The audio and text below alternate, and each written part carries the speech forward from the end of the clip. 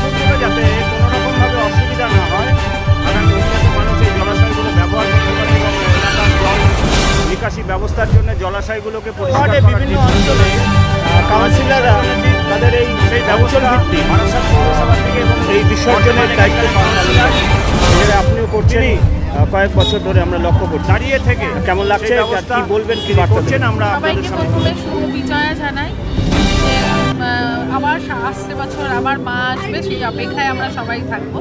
তো প্রত্যেক বছর আমার এখানে বিভিন্ন এলাকা বিভিন্ন ওয়ার্ডের এবং পার্শ্ববর্তী ওয়ার্ডের থেকেও বিভিন্ন জায়গা থেকেও এই 5 নম্বর পান্নাচিলে প্রতিমা নিরঞ্জন করতে আসেন সবাই। আমি তাদের সাথে থাকি, তাদের সাথে শুভ বিজয়া করি এবং তারা যাতে ঠিকমতো ঠাকুরটাকে প্রতিমাকে ঠিকমতো যাতে জলে দিতে পারে তার জন্য আমাদের পৌরসভা যথেষ্ট ব্যবস্থা করেছে। পৌরসভা যেমন কর্মীদেরকে পাঠিয়েছে, তেমন আমার গাড়ি পাঠিয়েছে, ট্রেন পাঠিয়েছে, গাড়ি আছে যাতে বড় ঠাকুরগুলো ক্যারি করে আমরা সহজেই জলে ফেলতে পারবো।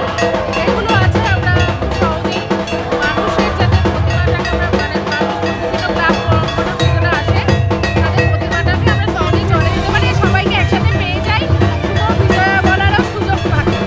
পুকুরগুলোরও সংস্কার করার দরকার আছে। ঠাকুর বিসর্জন হচ্ছে, জেসিবি এনেছেন যাতে সমস্ত ময়লাগুলো পৌরসভা সহযোগিতা করছে, পৌরসভা সিসিপি এবং কর্মীদেরকেও পাঠিয়ে দিয়েছে যাতে ঠিকমতো প্রতিমাটা বিসর্জন হতে পারে। আর এখানের সবাই ভালো ব্যবস্থাপনা আছে, পুলিশ প্রশাসন থেকেও আছে, আমাদের সকলেই যাতে ট্রাফিকরাও আছে যাতে সবাই যাতে প্রতিমা বিসর্জন দিতে পারে এবং যাতে এই রাস্তাটা ব্যস্তবহুল, এখানে যাতে সহজেই লোকে যাতায়াতও করতে পারে তার জন্য আমাদের সবাই ব্যবস্থা, কোনো রকম যাতে অপ্রীতিকর ঘটনাও না ঘটে তার জন্য তো আমার প্রশাসন, সিভিক ভাইরা, পুলিশ প্রশাসন সবাই। কত ঠাকুর এখানে মোটামুটি বিসর্জন হয়? আমাদের ওয়ার্ডে পুজো হয় 23টা, কিন্তু পার্শ্ববর্তী ওয়ার্ড থেকে মিনিমাম 27টা ঠাকুর